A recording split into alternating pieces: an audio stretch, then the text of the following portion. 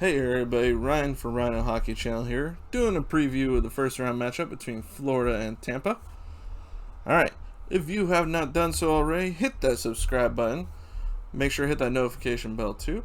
And also make sure to hit that like button because it helps the videos get out there, helps the channel out. So help me out please.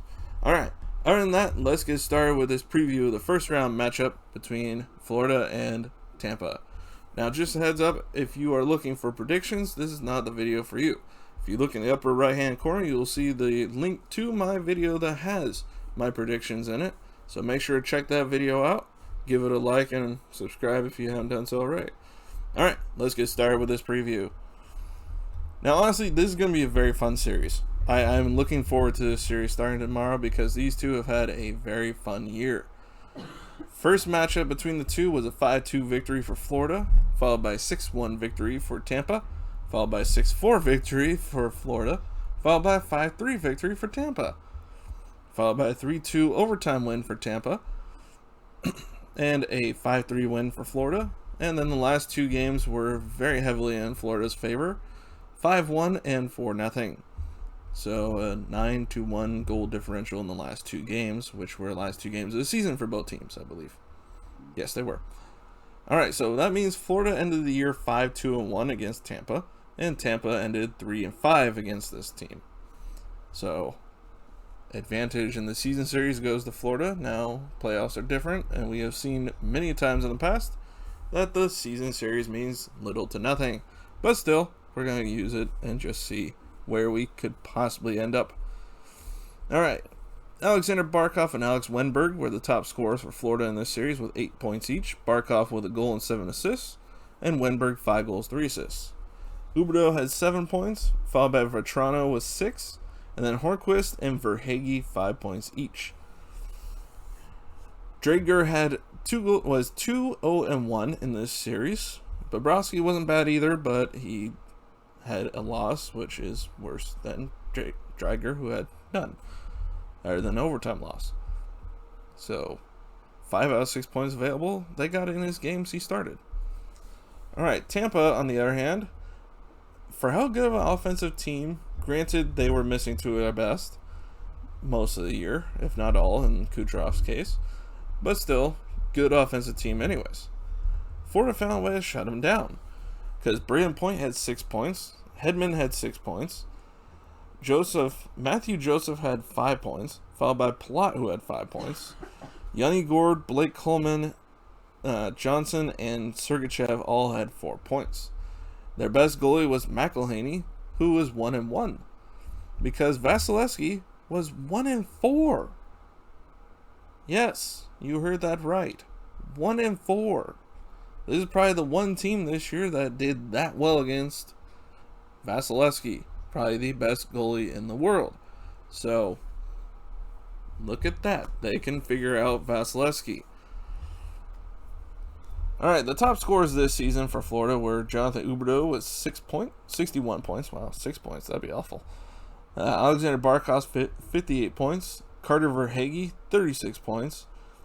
Mackenzie Weegar, 36 points. Patrick Hornquist, 32 points.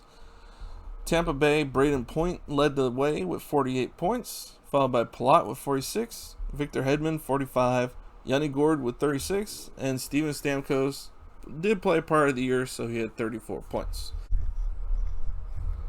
Alright, so we have, for Florida's goalies, we have Bobrovsky, who was 19-8-2, with a 2.91 goals against average and a 906 save percentage. Those numbers are worrisome. I would like to see those much better, but who knows? Playoffs are a different world. Drager was their second best goalie in the win category with 14-6-3 record, 2.07 goals against average, and a 927 save percentage. So he was their better goalie number-wise, but not in victories. But in losses, he was better. Spencer Knight was 4-0-0 with 2.32 goals against average and 919 save percentage, so solid in the little sample size that we got from him this year. I don't expect him to be playing. I think it'll be Bobrovsky and Drager, but we'll see. For Tampa, Vasilevsky was 31-10-1. Now, you look at the fact that he lost 4 regulation games against Florida they make up for 40% of his losses. That's saying quite a bit.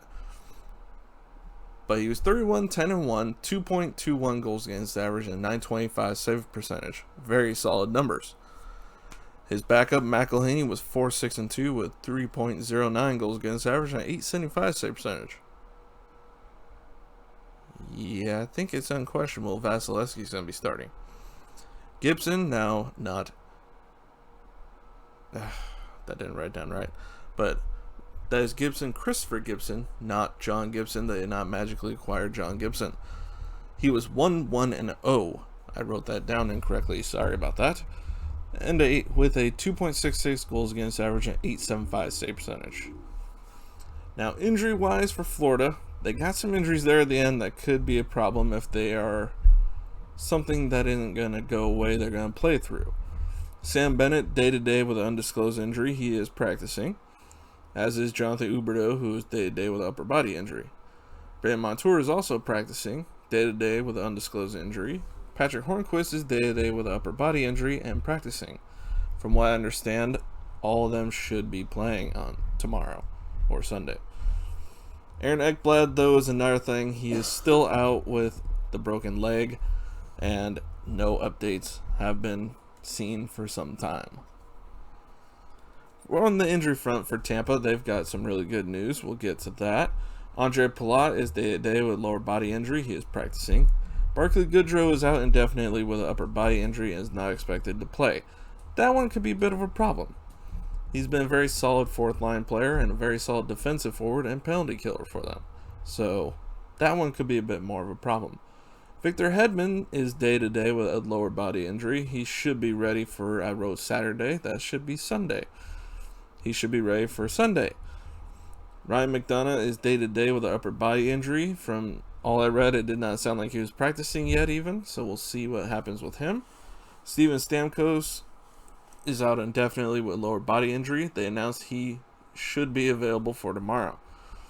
As should Nikita Kucherov, who has been out all season with a hip surgery. So we'll have to see how Kucherov comes back, because that hip surgery has been very hit and miss with players. Some come back no problem. Some come back not being the same. We'll have to see. But that could be a big one. Alright, last year, Florida lost to the New York Islanders in the play-in round in 4 games. We'll see how that plays out, because they don't have a whole lot of playoff experience. Versus the team that won the Stanley Cup last year in the Tampa Bay Lightning. But they are a beat-up Tampa team, so we will have to see how this plays out.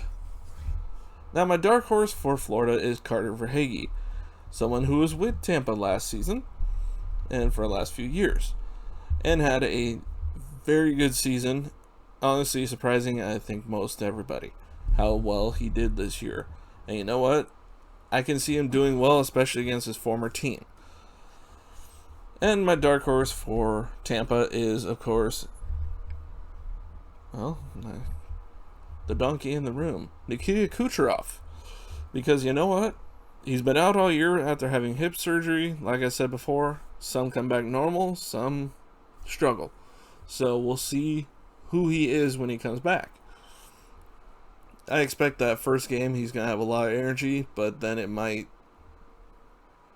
disappear by game 2 and 3 and so on. Because you know what? You get that adrenaline the first game back. After that, you get knocked back down to earth. So we'll see how he comes back, who he is, if he's who he used to be, or if he is going to have to adapt to a new reality in his life. Alright, that is all I got for you. This is my last preview video for tonight. I will have more for you tomorrow for the Monday games. This is 4 of them. There should be 4 more to go. So keep an eye out for those, and keep an eye out for my review of all the games from Sunday.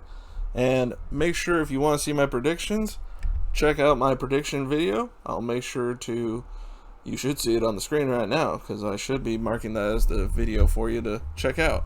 So other than that, make sure to like the video, subscribe if you haven't done so already, comment, share, and I will see you all next video. Bye everybody.